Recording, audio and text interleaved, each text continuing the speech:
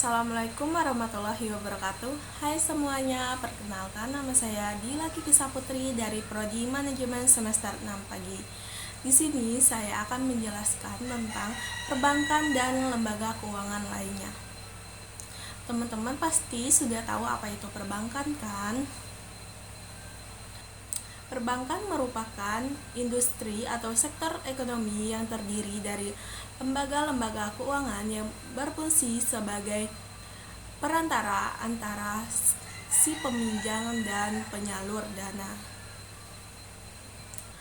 Lembaga-lembaga ini menyediakan layanan keuangan seperti simpanan, pinjaman, pembiayaan, investasi, dan transaksi keuangan lainnya kepada individu, bisnis, dan pemerintah. Perbankan terbagi menjadi dua, yaitu perbankan konvensional dan perbankan syariah. Apa sih perbedaan antara perbankan konvensional dan perbankan syariah? Jadi, perbedaan antara perbankan konvensional dan perbankan syariah adalah perbankan syariah menerapkan sistem bagi hasil dalam seluruh aktivitasnya dan tidak mengenal sistem bunga. Sedangkan bank konvensional menerapkan sistem bunga dan tidak menerapkan sistem bagi hasil. Jadi itu perbedaan antara perbankan konvensional dan perbankan syariah. Selain perbankan yang terbagi menjadi dua, perbankan mempunyai produk dan layanan. Apa sih produk dan layanan perbankan? Jadi, produk dan layanan perbankan adalah sebagai berikut. Yang pertama yaitu tabungan. Tabungan merupakan produk perbankan yang memungkinkan nasabah untuk menyimpan dana. Contoh tabungan itu ada banyak sesuai dengan bank yang ingin kita tuju. Contoh dari tabungan yaitu tabungan pendidikan, tabungan hari tua, tabungan kesehatan, dan lain sebagainya. Produk bank yang kedua yaitu deposito. Deposito merupakan produk perbankan yang memungkinkan nasabah untuk mendapatkan dana dalam jangka waktu tertentu dan tingkat bunga yang tetap. Yang ketiga yaitu ada kartu debit dan kartu kredit. Kartu kredit memungkinkan nasabah untuk melakukan pembayaran elektronik dan menarik tunai secara langsung melalui bank mereka. Sedangkan kartu kredit memungkinkan nasabah untuk melakukan pembelian atau transaksi kredit hingga batas kredit tertentu sesuai dengan yang ditetapkan oleh bank. Yang keempat ada pinjaman individu ataupun bisnis. Pinjaman individu ataupun bisnis adalah fasilitas kredit yang diberikan oleh bank kepada individu atau pribadi maupun perusahaan atau pengusaha untuk keperluan pribadi maupun menunjang kegiatan operasional perusahaan. 5. Ada pembayaran properti atau kredit kepemilikan rumah atau biasa disingkat dengan KPR.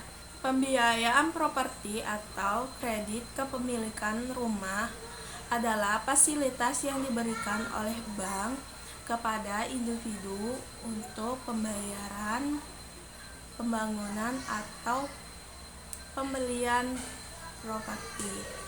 Yang keenam ada investasi dan manajemen aset.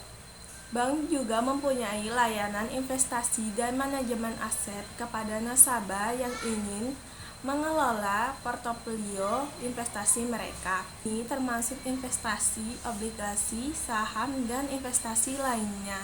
Yang ketujuh ada layanan pembayaran. Bank menyediakan layanan pembayaran yang mencakup transfer dana, pembelian produk, pembayaran tagihan, dan transaksi lainnya. Yang kedelapan ada jasa bank digital.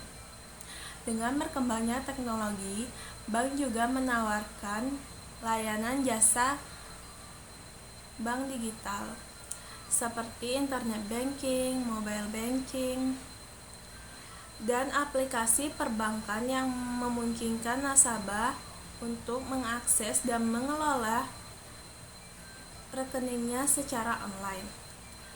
Yang terakhir ada produk lainnya.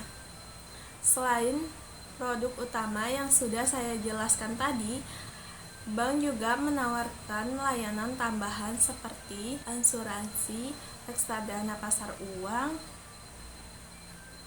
layanan notaris, jasa safe deposit box,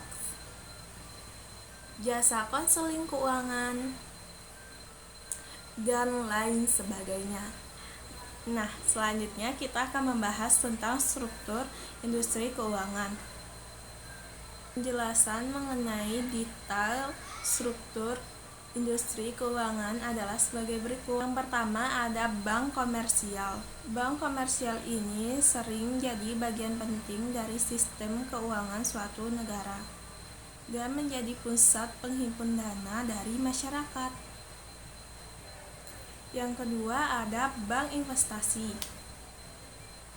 Bank investasi adalah lembaga keuangan yang berfokus pada penyediaan layanan keuangan korporat dan investasi. Yang ketiga ada bank sentral. Bank sentral adalah institusi yang bertanggung jawab atas pengaturan dan pengawasan sistem keuangan di suatu negara. Yang keempat ada lembaga keuangan non-bank atau lembaga keuangan lainnya. Lembaga keuangan non-bank adalah entitas keuangan yang tidak mempunyai lisensi perbankan, akan tetapi dia menyediakan layanan keuangan seperti bank. Contoh lembaga keuangan non-bank adalah perusahaan asuransi, perusahaan pembiayaan, koperasi, dan lembaga keuangan lainnya. Yang kelima ada pasar keuangan. Pasar keuangan adalah di mana tempat individu, perusahaan maupun pemerintah dapat melakukan transaksi keuangan seperti pembelian dan penjualan saham, obligasi, dan instrumen keuangan lainnya. Yang keenam ada perusahaan fintech. Perusahaan fintech atau finansial teknologi adalah perusahaan yang menggunakan teknologi informasi dalam menyediakan layanan keuangan. Nah, itu tadi sedikit penjelasan tentang struktur industri keuangan. Selanjutnya kita akan membahas tentang manajemen risiko. Pada perbankan dan lembaga keuangan lainnya, kita juga perlu membahas tentang apa itu manajemen risiko. Manajemen risiko merupakan proses identifikasi, evaluasi, dan pengendalian risiko pada suatu kegiatan, organisasi, atau perusahaan.